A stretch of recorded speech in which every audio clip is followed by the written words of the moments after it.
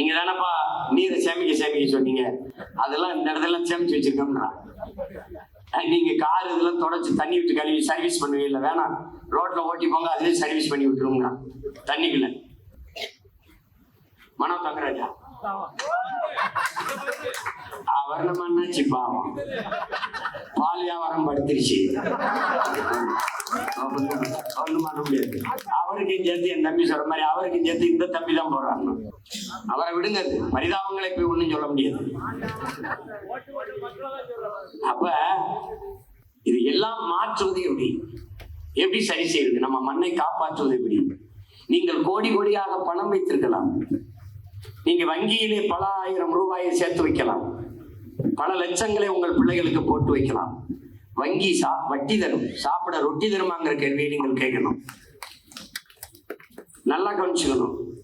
நீங்கள் மாளிகை கிட்டு வைக்கலாம், விலை உயர்ந்த கார்களை வாங்கி வைக்கலாம், குடிக்க தண்ணி, சுவாசிக்க காற்று, உண்ண விஷமில்லாத சாப்பாடு, சோறு, காய்கறி இருக்கா?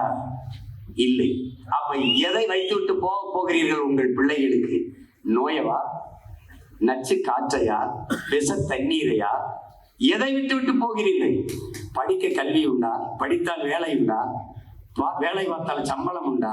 என் தம்பி செந்தில் சொன்னா பாருங்க, பல ஆயிரக்கணக்கான ஆசிரியர்களுக்கு சம்பளம் கொடுக்கல, பல அரசு மருத்துவமனைகள் மருத்துவர்களை இட்டு நிரப்பல, காலி பணியிடங்கள், காசு இல்லை.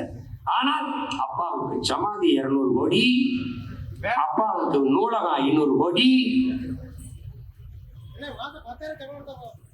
மாசம் 10,000.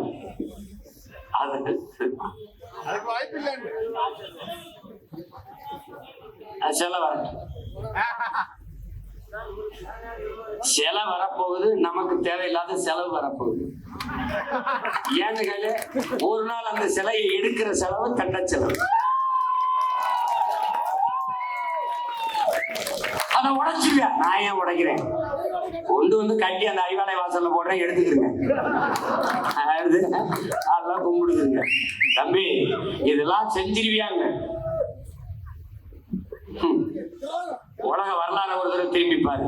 முகலாய சாம்ராஜ்யம் சரிஞ்சிருக்கு, பிரிட்டிஷ் பேரரசு திரும்பி இருக்கு, எங்க சேர சோழ பாண்டியர் அரசு விழுந்திருக்கு, விஜயநகர பேரரசு விழுந்திருக்கு. நீ ஒன்னும் கிடையாது. திராவிடம்னாவே என்னன்னு தெரியல உனக்கு.